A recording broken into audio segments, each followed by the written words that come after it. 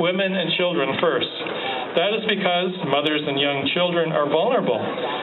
That is because mothers and children make the world go round, right? Mothers and babies, we don't have life without them.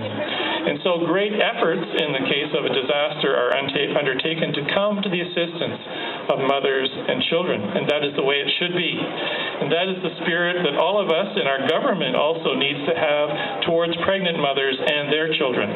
Taking care of their needs should be a priority, should not be at the bottom of the list of things to do, not just somewhere on the list, it should be at the top.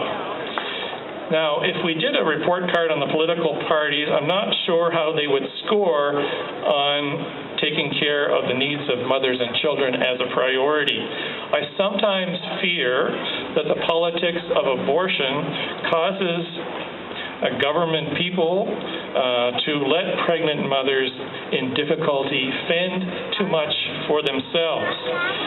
In any event, what happens is that every day, young newly pregnant mothers, feeling afraid, lacking the resources that they need, turn to abortion. If the politics of abortion has something to do with that, that is not acceptable. No party, no government should be embarrassed to prioritize helping mothers to bear their children. Am I right? Now, part of a government's responsibility is to provide good maternal health care. Now, good maternal health care, what does that mean? It means doing everything possible to care for both mother and child during pregnancy. Not one or the other, both. Publicly funded abortion on demand within the healthcare system is the subversion of maternal health care. It's bad health care. Not only does it attack the life of an innocent child without any basis of medical necessity, it leaves a mother with untold damage to her own health. Literally hundreds of scientific studies document the serious long-term physical and emotional harm from induced abortion. Abortion activists ignore those studies, of course, but a good health system should not. And yet, serious pressure has been mounted to put pressure on our government to provide abortion on demand within the healthcare system. Ladies and gentlemen, it would be nuts for our province to go in that direction. Nuts. But the abortion activists are trying to shame our province into accepting abortion on demand. They say abortion on demand is readily available in other provinces. What's wrong with New Brunswick? Well, the answer is there's nothing wrong. We should be proud that we have not gone that route. New Brunswick does not have to copycat other places when what other places are doing is a very bad thing.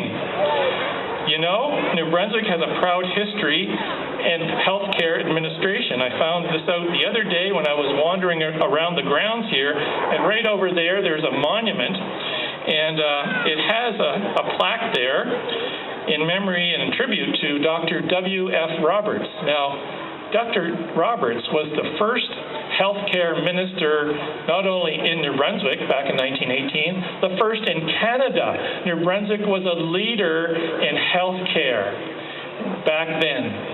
The government recognized that the healthcare of our citizens was important.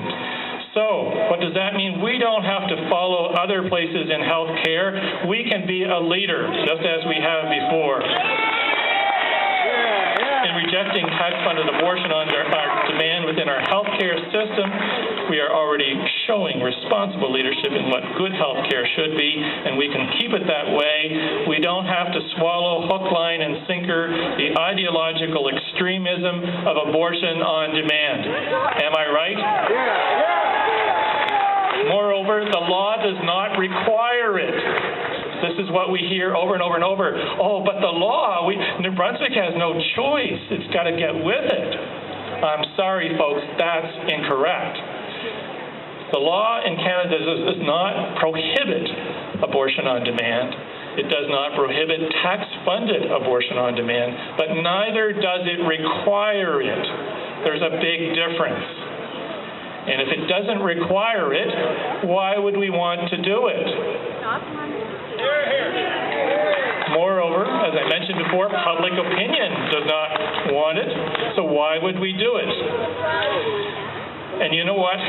If our province sadly were to lose its marbles and to buy into tax-funded abortion on demand, guess who would likely be right back in business if they do close?